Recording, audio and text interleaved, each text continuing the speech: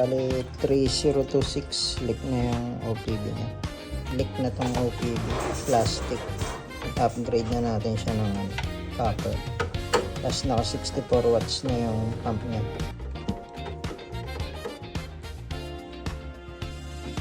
Common issue naman sa ganitong model.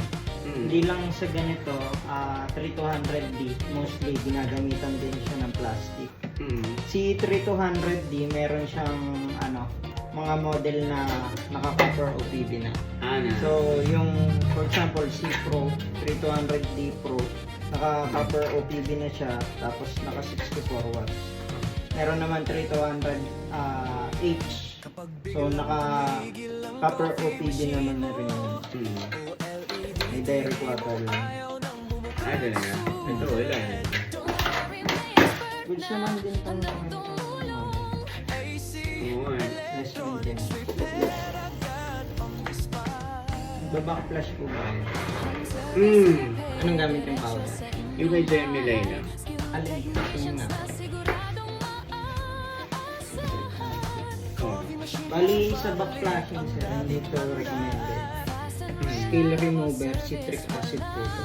So ang dapat ginagamit mo dyan, mga coffee cleaner sa backflash. Ito ginagamit lang po ito sa pag-distill ng so iba po yung pang backflash, kaya iba yung pang distill.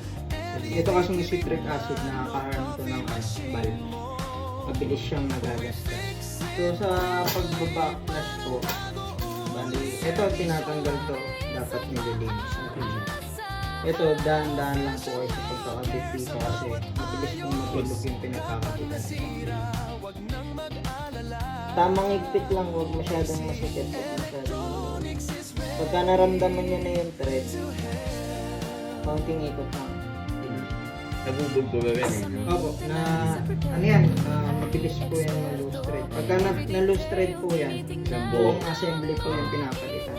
Although yung iba ang ginagawa, since nawala pang budget, pinapagamitan ko muna ng pack spring. Yun nga lang, yung iba, pagka nakakalimutan ilagay yung pack spring, pagka pull nila, magbabara, kasi higupin yung kape. Kapisa, gamit na kapeto. Ito, pwede rin siyang panglinis sa mga portability. Ayan. Pagka ganito, huwag niyo itong ni-scotch bright. Babad lang. Ito isang kutsara lang na mainit. Tanggal po yung isang oras mo. Ito, wait na yung pizza kasi Apo. yung gamit sa Starbucks. Hindi lang naman talaga itong kutsara. Tapos sa hot water. Bali, pagka nag-backflash po, ayan. Pag manual kasi wala tong frame fusion. Pagka single double na. So sa frame fusion ka.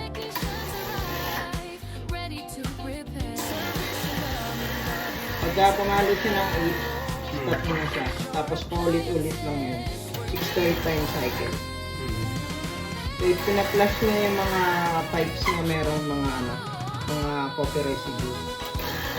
So yung mga internals niya nililinis. So depende pa rin yun sa powder na gamit.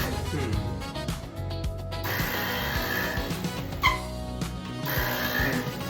Pupunta po din yung so pagkalit yung connector niya, hindi na siya aabot ng maximum. Kasi doon na po na pupunta yung